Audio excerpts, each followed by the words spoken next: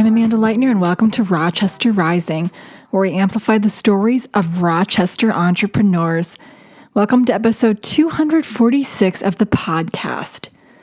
Thank you so much for deciding to spend some of your time with us today to learn about small business and entrepreneurship in Rochester, Minnesota. Whether this is your very first time listening into the podcast or if you tune in every week, thanks for spending some of your time with us today. Whether you listen in every week or if this is your first time tuning into the podcast, thank you so much for deciding to join us. We hope that you learned something today from entrepreneurs themselves that can help on your own journey. We release a podcast each Wednesday here at Rochester Rising.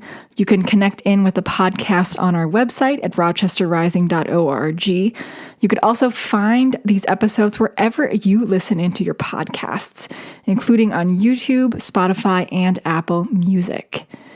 We also have tons of articles and videos that we've created over the years telling the stories of both new and very experienced business owners.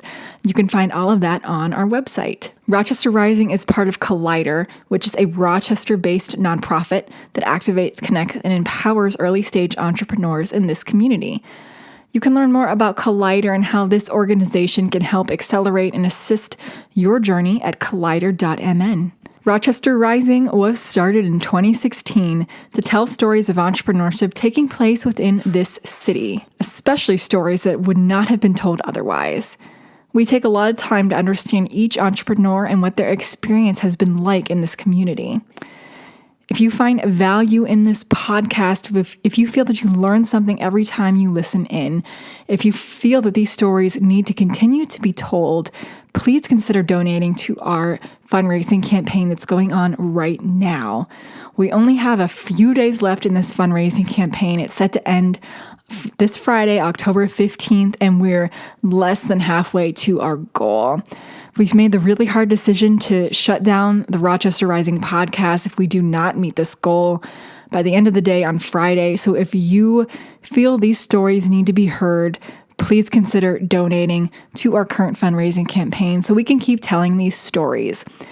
You can find information for our campaign in the show notes through a donate button if you see that wherever you're listening in or on our website. So this week on the podcast, we chat with local serial entrepreneur Shauna Anderson.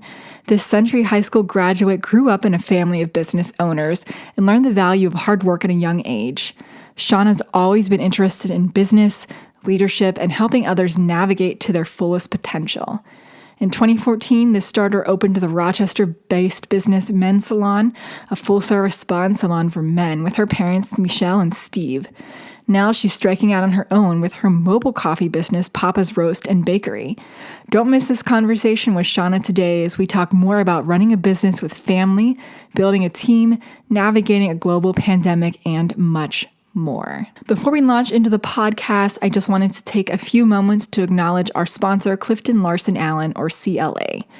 The team at CLA would love to get to know you, learn about your vision, and see if they can help.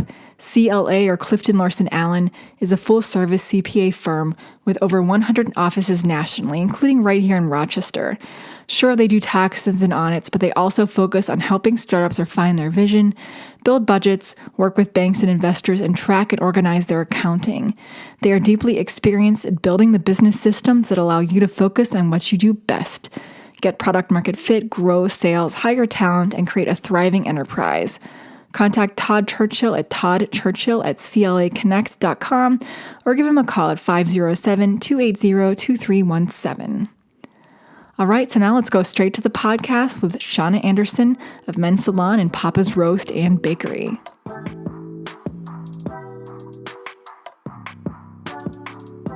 Yeah, well, thanks for doing this so much today, Shauna. I appreciate it. And yeah, doing the whole Zoom thing, which... Oh, you bet. But yeah, so I like to start out always by asking people a little bit about themselves, where they're from, and some of their interests. Yeah, man. So I'm originally from Rochester, born and raised there. Well, I was born in Waconia, but Rochester is my home city. We moved there when I was very little.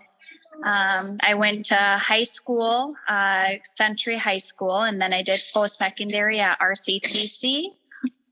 And then after I graduated from high school, I went on to cosmetology school to chase a hairstyling passion that is ingrained from my family. My grandma, my aunt, my cousin are all hairstylists. So a girl not really sure what she wanted to do, I decided to go to cosmetology school. And as soon as I enrolled in cosmetology school, I knew that I wanted to be a business owner. So I knew one day I eventually wanted to have my own salon. So as soon as I did that and graduated with my cosmetology license, I went to business school at Mankato State University and finished off my post-secondary credits and went for another 2.5 years to get my bachelor's degree in business. So after that, I knew, so I was lucky enough to kind of know that I wanted to open up a salon right away because business has always been my thing. I love organization. I love running numbers.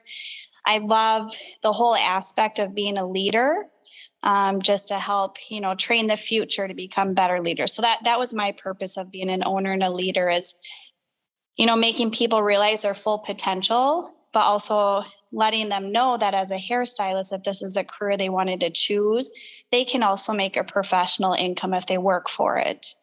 So that kind of chased that dream. And so I guess talking about hobbies and interests. So hobbies and interests are definitely business.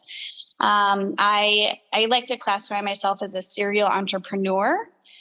So starting new businesses, coming up with business ideas. I do some business coaching on the side for other people that want to start their own businesses. And then I'm actually, I love coffee as well. So I'm opening up a coffee trailer. So nice. That is something brand new. So it's keeping us super busy, but my coffee trailer it's set to open up in a month. So we're showcasing it this weekend at MenSalon. We're doing a small vendor event. And with that small vendor event, I'll be launching my coffee trailer. That is super exciting. Yeah, I saw that and I was going to ask you about that. Pop-up. Papa's Roast. Yeah. Yes. Yep. And I didn't know about the coffee trailer, but that is super exciting. Congratulations. Yeah, thank you. It was kind of a spur of the moment thing. MenSalon has been open for 7 years. And we're at that point where we have hired managers and leaders. So I figured this is an opportunity for me to explore my next entrepreneurial journey. I'd like to train my kids on how to run a business. So with this coffee trailer, I'll kind of be training the future employees for what they want to do. That is so cool. So yeah, you weren't kidding when you said you're the serial entrepreneur. You've run something for 7 years, built it from the ground, and now you're like, yeah, I need to find the next thing. Like it's in good hands. So no, that's the thing. Like I don't, with this new entrepreneurial journey, it's just, this is something that excites me. I don't want to leave MenSalon at all, but I feel like our team is in good hands. They don't really need me around anymore because they're trained to take over. Yeah, I totally understand that. No, that is super cool. So are you... The whole purpose to this. So I used to be a coffee barista at Caribou Coffee. That was my very first job. And, if it could pay the bills, I probably would have stayed there. But with being a barista, that had always been a fun thing of mine, like doing coffee on the side. And then a few years ago, my dad he's always been a coffee fan as well. But he picked up coffee roasting and has some of the best beans that I've ever the way he roasts it, I think is going to be a huge hit. So it's called Papa's Roast because my dad roasts the coffee beans. So we'll be using his roasted coffee beans and my fun. I like more of the fun drinks. So like the mixing, I'll be the barista and he'll be the coffee supplier. No, that's so cool. So it's really going to be like a full family. Yeah. 100%. Yeah. Oh, that is so cool.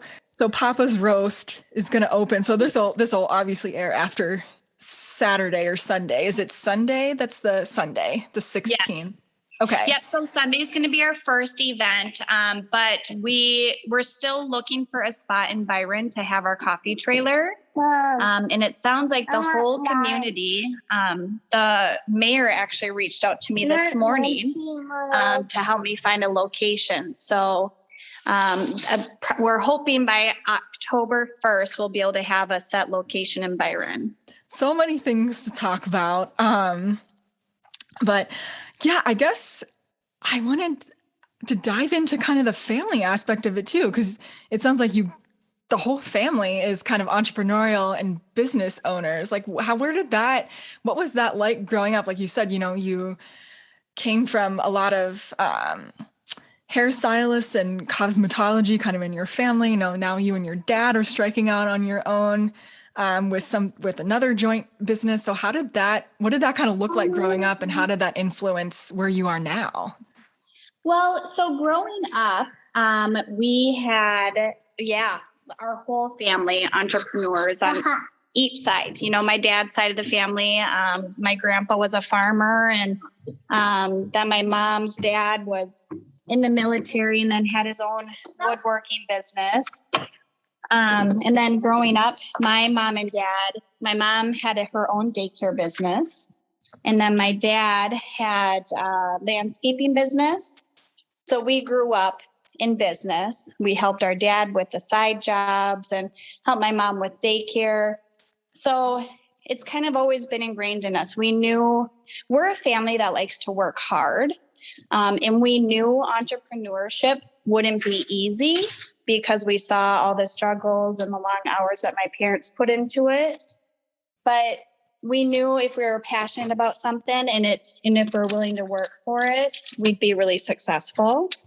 And so it was my mom, dad, and I that actually opened up MenSalon together. So I knew I wanted a business. And then we kind of came up with a business plan. And while I was going to business school, my mom actually went back to school to be a hairstylist. So then she decided to get into the business. So I don't want to credit myself to MenSalon. My parents were huge backbones of it. They knew a lot of the things that you think you should know as a new business owner, but you don't. So having them as extra guidance was very beneficial. We also did realize along the way how hard it is to be in business together with a family. And so with Papa's Roast, my dad is going to be my roaster, but we're not going to be partners, unfortunately. We'll keep our partnership to MenSalon. That way we can focus on being partners there. But now it's kind of time for me to test the waters out by myself. So that's going to be how Papa's Roast is going to be, is my first opportunity is being like a solopreneur without having any partners involved. So it's exciting, but it's nerve-wracking because, when you're on your own, you're the one that makes all the decisions, and you can ask other people for feedback, but really everything comes down to you. With MenSalon, everything came down to me, my mom, and my dad. So we were able to navigate that together. But this time it'll be just a little bit different. Yeah. But you have a strong foundation. I mean, you have, 7+ years of your own, of this joint venture. And then, your own, it's kind of, I understand. Yeah. A little bit scary to make decisions on your own, but a little bit like, you don't have to ask anybody, you can just do it. Yes. And that's what I want to, because, through our partnership, we've realized that we all have different ideas and views. And sometimes when, especially in today's society, we have to make instant decisions. And as a partnership, you just can't make those decisions. So this will kind of be an opportunity for me to, utilize, I feel much more prepared this time. Like I'm building up this business in a couple of months versus we spent a whole 2 years trying to get MenSalon up and running. So I'll start with MenSalon first, and I feel that there's a lot to circle back here with, but do you want to share a little bit about MenSalon and the services that you provide through there? And you have your own product line too, right? With Men Essential. We do. Yep. So we are a full service salon and spa for men. So we just had an addition to our spa area this year, but what we're known for is our high quality haircuts. So we are a very busy salon. We have 10 employees, which is low. I think everyone is suffering right now. We typically average about 13 employees. But we're currently at 10 employees. And like I said, 90% of our services are the hair services. But recently we just promoted one of our team members to a spa manager, and her passion is spa, like facials, body waxing, anything that is considered more relaxing and takes care of the body and not just the outer appearance. So as we promoted her, we launched our executive facial service. We have foot detailings, hand detailings, and just kind of all the different services that females can get inside of a lady salon. But we're offering it in a man-friendly environment where guys aren't afraid to come in and get those services, where they're willing and open to talk about those services, because that's our specialty. They know we're not going to judge them. So guys are more willing to try those services out. So the spa area is really taking off. And then, during COVID last year, we realized how important it was for retail sales, because that was the only sales that we had for a 3-month period. And so we used a lot of the funding that we were able to get due to being impacted by COVID. And we used that to reinvest in our own product line, which is now called MenEssentials. That's so cool. And I think too, maybe something positive coming from a difficult situation. Like we're saying, figuring out different revenue streams, like a product line, like, add-on services with a spa is so important for small business. I feel like to figure out those things. And like for the guys too, I feel like now more than ever, they want to take care of themselves, because I think everyone has been mentally and physically exhausted from COVID. So guys, like after trying out a couple of those services, we ran a special for the first week for the services, and guys just realized that it's okay to take care of yourself and it feels good. Like if that's the only thing that you can do in a day to make yourself feel better, then it's worth it, Yeah, I feel we're more enlightened these days. Like self-care, everyone realizes that it's okay to like do it, even men.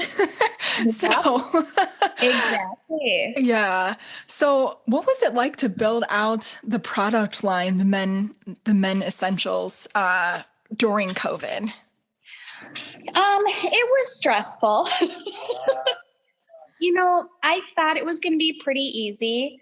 The tough part is, you're always going to find there's always going to be something that everyone's going to be happy about.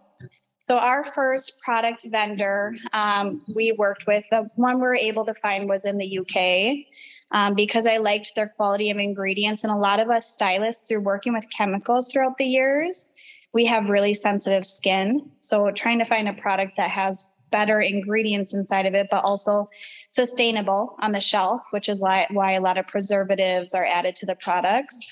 So it was stressful. It took longer. So we were able to reopen on June 1st, and our product line didn't get there until November. So that was kind of a letdown, but I feel like every challenge that we go through, it makes us stronger and better for the next time around. So even though that was our purpose, was to have this product line to keep us going during COVID, we didn't realize that we would be open in 3 months. We thought we could be down for 6 months, even to a year. And now, a year later, we're so hopeful for that product line, because if we are to ever face a shutdown again, I feel like we're prepared for that. Yeah. Do you ship the product as well, or do people come to you to buy? You ship. Okay. So we can do store pickup, contactless pickup. We can ship them. We offer all different options. When someone comes in, you talked about this a little bit, like what kind of experience do you want them to have? How have you kind of thought about that and deliver that to your customer? So our mission statement is to provide a man-friendly environment while providing unsurpassed quality salon professional services to our male clientele. So basically what that means is guys can come into this environment and shut off the outside world, the outside noise, walk into a little more quiet. We can all get a little loud sometimes because we're a very close team and we know our clients really well. But walking into MenSalon and being able to just shut off all the chaos that is going outside of there. We reiterate that to our stylists all the time too, because oftentimes when we have these conversations with guys, we are kind of like a therapist as well. So they talk about their issues, they talk about their concerns. So we even train our stylists to be the professional we are. We aren't only a hairstylist. We are the dedicated professional that they choose to come to for styling advice, personal advice. So just being the professional, while we do have to maintain our professional environment, and they have to shut off, our stylists have to shut off what's going on outside their world. Just like we're asking our guys, come on in. If there's stuff stressing you out, let's shut it off. Let's just help you relax. We'll give you a good quality, relaxing haircut. We do a nice, really invigorating scalp massage that's included with every service.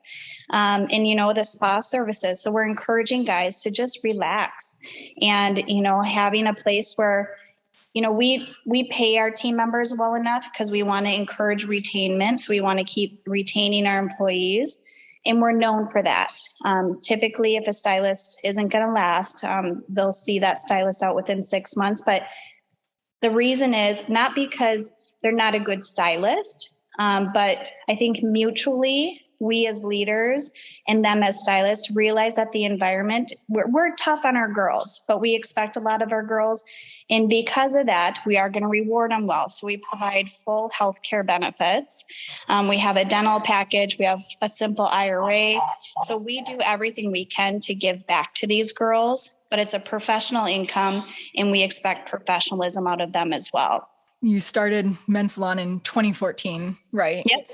So 7 years ago. And I think a lot of people listening in will be interested too in, when you first started, how did you connect with your customer base as a new business? Something you're going through now with Papa's Roast.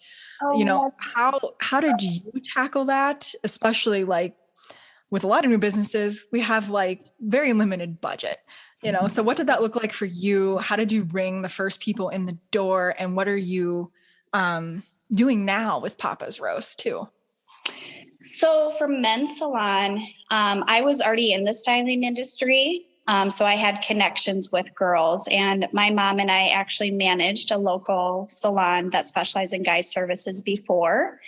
And so that was how I got all the team members I did. We all realized there was a need for professional income. There was a need for recognition. There was a need for benefits. And so whatever we were missing from our current job is what we wanted to incorporate at MenSalon. And because we created a business plan that incorporated all of those things, we naturally had a team that wanted to follow us. And because of that team, I credit 100% of our clientele to the team that came to us, because month one, we were able to maintain budget without having to pay in. So we were operating at basically a wash, mm-hmm. But most businesses, you don't expect that right away. But I credit that 100% to the team members that we brought with us. And we wouldn't have gotten those team members if we didn't promise something. So we told them, we said, you know what, everything that we give back is going to go right back to you guys. We're going to give you a schedule that hopefully you'll like. So finding the people that is going to help grow your business, not just finding anybody. So that was a big thing for us, is that we knew, as a new business, you want to hire as many people as possible. But we knew that if we wanted to keep up the professionalism, we had to take the team members that we knew that would help grow MenSalon. Mm-hmm. So that has been a huge thing, because we did already have, a competing men's specialty business in the industry. So I felt like it was important of finding the people that had the skills. Now with Papa's Roast, that is a little bit different because it's a unique concept. So I didn't want to bring Papa's Roast. I would love to have it in Rochester right next to MenSalon. But we're just oversaturated with clients there. And so finding a market, which I used to live in Byron, and we have nothing there for coffee shops. So finding a market that would benefit from your services is how we're getting the recognition. So instantly when I said coffee shop come into Byron, that's kind of how social media blew up because everyone was so excited since there's nothing around the area. So I would recommend to people if it's a portable service or just, building up your brand recognition, starting in a market where it's not already oversaturated. And then once you build up your name, then kind of expanding or moving to a bigger market because people already know your name. Yeah, I think that's so true. It's hard to outcompete in a super saturated market, but even in Byron, which is only 10 minutes away, there isn't anything. Correct. You have the Healthy Start, or I believe that's the name. But really there is no coffee shop, no like little mom and pop diner. So I think you have the bakery of Otto's, but there's definitely no coffee. Yeah. And just listening to the needs. Cause I'm a part of the Byron's Moms group and there is always a need. Someone saying in there, we need a coffee shop. So listening to that need, but also figuring out financially how it's going to work. Cause these days lease rates and rent rates are so expensive. So I was able to utilize the latest trend lately of a mobile vehicle. So I have a low overhead expense. So starting little, that way you don't overdo yourself. Don't overdo yourself for the future. Yeah. Going back to the mobile unit, like what did it look like to build that out? I hear a lot of people all the time thinking about, I want to do a food truck or something like that. Like, what should they be thinking about? Like what kind of an undertaking is that? So this came onto us like a spirit. So I didn't build it. I had been putting together a business plan for a coffee shop for quite some time. And since the lease rates were just too expensive, I kind of gave up on that. And so I put it off for a while. And when my husband and I were camping about a month ago, everyone knew I was a coffee fan. So they said, you have to stop at this place called the Living Room Coffee in Schooner, Wisconsin. And so my husband and I stopped there, and talking to one of the owners, I knew she was an owner after a small chat, and we're talking about roasting. And I told her my dad was a roaster. So we were just having conversation, and she said, well, if you guys need any roasting supplies, we have some available. So here's some used things. And I said, we're not really interested in that because my dad has a lot of that. But if you ever have a coffee trailer that looks like that would be for sale, let me know. And she just got all teary-eyed. And she said 10 minutes before my husband and I walked in, they just decided they were going to sell their coffee trailer because their business, they have a gift shop, and then the coffee trailer was on the outside. They wanted to be together on the inside, and they just decided that this was the year that they're going to get rid of the coffee trailer. So we were able to basically just drive it to Minnesota. They had all the syrups in there. They had all the espresso machine, the pour over, the toddy cold brew system. So basically everything just had to wheel it into Minnesota. But me not realizing that Minnesota licensing is quite a bit different than Wisconsin. If everything was perfect, we could have just plugged in and set up shop. But since it's in Minnesota now, we're going through a small hiccup with licensing. But so now we just have to revamp it a little bit on the inside. But other than that, he kind of took all the work out of it for me. Like, it was already built. He custom built it. He put in, like, if you were ever a barista, you would walk into this trailer and say, oh my goodness, he has everything set up how you need it. Like, your cups right there, your syrups right there, your espresso, everything is just you knew he was a barista that built this trailer. Mm-hmm. Yeah. So we were really lucky that we didn't have to go through the building phases. But now we're going to have to revamp it a little bit to make it Minnesota friendly. Yeah, still not bad though. But yeah, the trailer route I imagine is a lot more cost effective than leasing a space and outfitting it if it's not ready. Correct. Yes. Yeah. No, that is so cool. I'll have to look for it. Yeah. Should stop by on Sunday for sure. Definitely. Yeah. So it'll be in the MenSalon parking lot. It's just going to be a small vendor event, but bring some business cards and stuff for you as well. Cause it's kind of a new thing. My sister and I go to craft shows all the time. And I was like, well, let's do a small vendor event at MenSalon so people can kind of bring their own thing and set up shop there while we still have some nice weather and promote ourselves. So I wanted to circle back to MenSalon and the family-owned business. So I did not know this was are Steve and Mechelle, are those your parents then? Or they are. Yeah. I did not know. Yeah. Yep. So that's my mom and dad. Oh, that's incredible. One I should say is Papa, because he'll be known as Papa now. And then one's my mom, Mechelle. That is so cool. So okay. So for people, as a family, did you have a conversation before MenSalon about how you were going to work together? Or now, hindsight's always 2020. But for people, what did that look like for you? What do you wish you would have done differently, if anything? And, for people who want to go in business with their family, what should they be thinking about? It sounds like you've figured a lot of this out now as, you're going on a different adventure or an added adventure. Yes. So we had the conversations before MenSalon opened up. And there was a lot of, we weren't quite sure. My dad is more of like the level-headed person.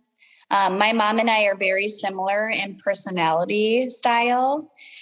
And we kind of went into it knowing that there may be some family issues that arise because my mom and I tend to react more emotionally with each other. We're great in a business setting. We're great at like shutting things off, but as the stresses, there's going to be times where you're short on money. There's going to be times, we're shut down for 3 months during COVID. A lot of stress that happens that you don't realize can relay stress to outside of business. So it became really hard for us to shut off business when we have family time together.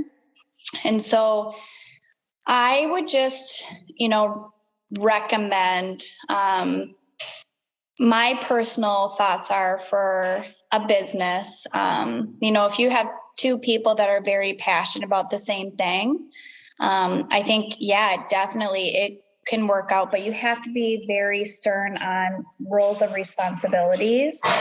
And that was something that my mom and I both struggled with because as working separate shifts, so she was basically there the times that I couldn't be there and vice versa.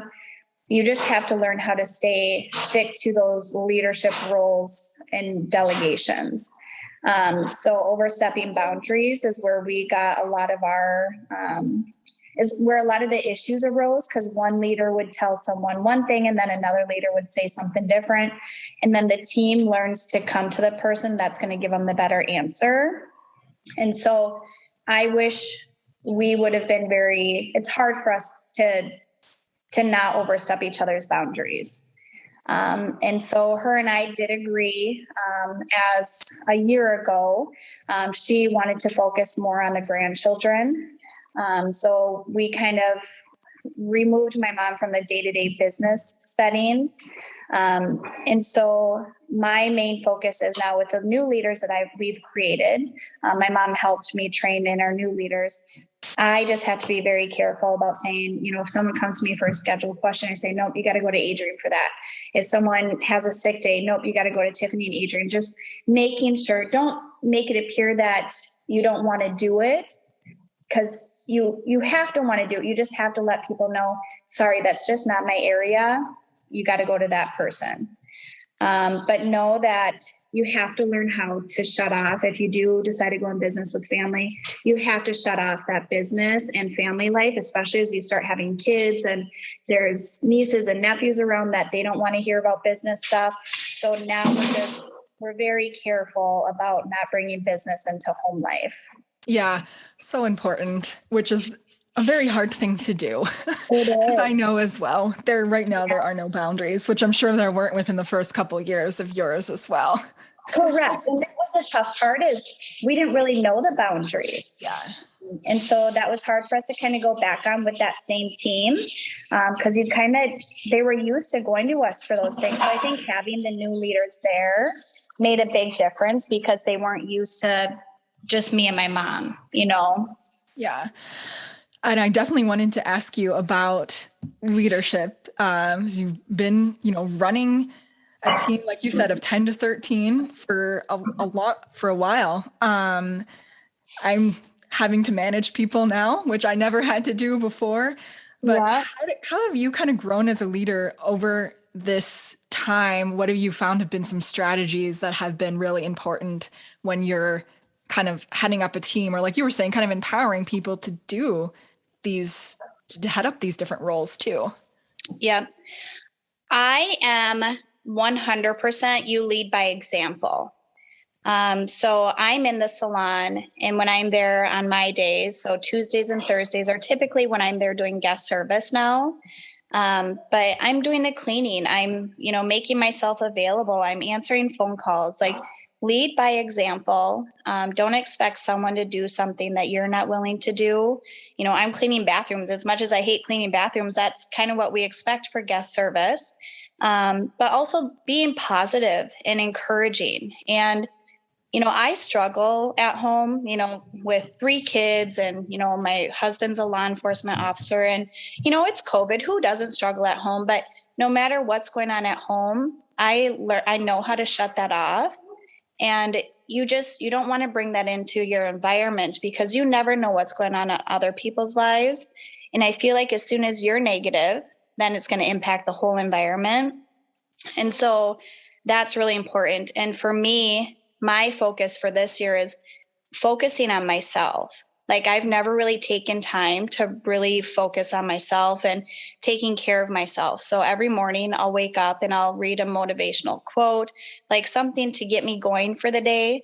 Because if you wake up and you're reading something negative or scrolling social media and you see something you don't like, it's going to start your day off wrong. So if you start your day off on a good note by posting a motivational quote or reading a personal development book, that's what I'm focusing on, because I'm trying to start my day off on a better note so that I can help encourage and re-encourage my team as well.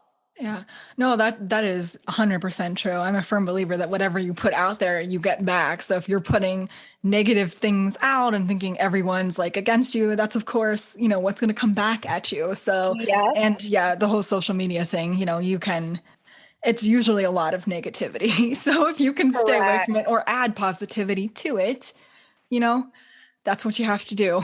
Yep, 100%. So I have some fun questions to kind of wrap out the conversation. Yeah. So, all right. So this has been an interesting question to hear from people. Fun questions, but what is your go-to favorite pizza topping?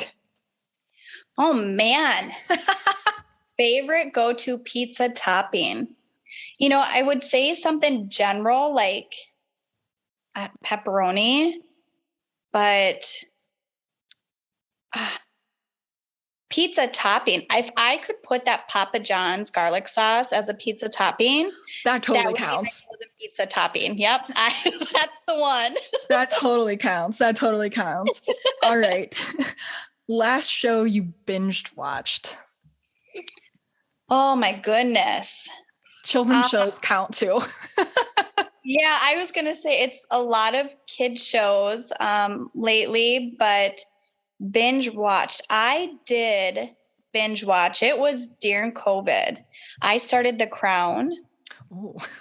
Yeah, so I watched the first full season. I binge watched that more than what I should have. I haven't made it past. I'm afraid to keep going, but that was the last one that I binge watched. Yeah. What's one productivity tool that you use that you think everybody should use as well? Productivity tool. Does QuickBooks count? Absolutely. 100%. Yeah, QuickBooks. I don't know. So QuickBooks, and then also I've created my own financial budget sheet, and it downloads transactions from my bank account.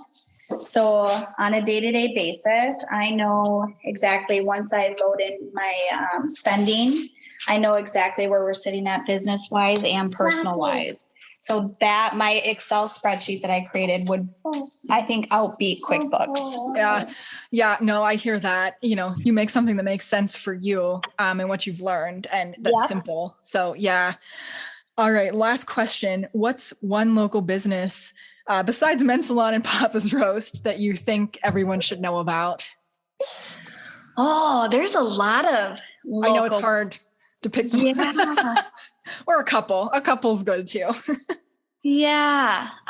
So Rochester area. So for one, I do have to give credit to my sister at Snow Fun Creations. She makes custom tumblers, and her attention to detail is phenomenal. So I would definitely Snow Fun Creations. And then this lady that I just ran across, Chiku Across the Sea, she's going to be at my small vendor event, but she does a Japanese style cross stitching. And so I would definitely recommend people taking a look at that. Oh man, I know so many business owners. It's hard to just say one. If you're looking for a chiropractic, Beth McVeigh, she has a chiropractic studio. Oh my God, I can't stop. No, but any small business, I think what people don't realize is that my support for small businesses and my passion is because I know how much they go through, and they're the ones that are putting money back into our economy. So if we really want to help stimulate the economy, it's supporting the small businesses locally, because they're the ones that are paying in the taxes. They're the ones that are going to be buying, probably more locally as well. They're spending in the area, their mortgages in the area. So if you can support a small business over a franchise, 100% do it. Yeah, no, that's very well put. That was my last question. I'll ask you for final thoughts, and where can people find both MenSalon and Papa's Roast? What's the best way to connect in? So the best way of connecting would be through our websites. So MenSalon is www.mensalonllc.com. And Papa's Roast will also be easiest through our website. So www.papasroastandbakery.com. And yeah, man, thank you for taking the time. And I'm excited to show people or share other people with your podcast. Cause I think other people that can help, spread the word of, how exciting business is, but also how stressful it can be. But every stressful event I've gone through has made me such an incredible person that I am today. So learning that the stress is worth it. We just, come together with each other to figure out how we can make it better for each person. True. It takes a whole community, right? It's not a solo thing, for sure. Yeah. Well, Shauna, thank you so much for the conversation today. I appreciate your time. Yeah. Thank you for navigating with me and my little guy. No problem. Thank you so much to Shauna for having this conversation today, for sharing her story with us. I hope you learned something from it. I know I did. You can learn more about MenSalon and Papa's Roast and Bakery by checking out the links in our show notes to these businesses. Thank you so much again for tuning into our podcast today. If you know an entrepreneur who would benefit from this conversation, we encourage you to share this podcast with them so they can hear from business owners, from these starters in the community themselves. That is a wrap for us at the podcast today for episode 246. If you enjoyed today's conversation, please make sure that you are subscribed wherever you like to listen in before you leave. And if you have a few moments, we would really appreciate you rating this podcast so that others can find it and hear stories of entrepreneurship coming out of Rochester, Minnesota. We'll see you here next Wednesday with a brand new show.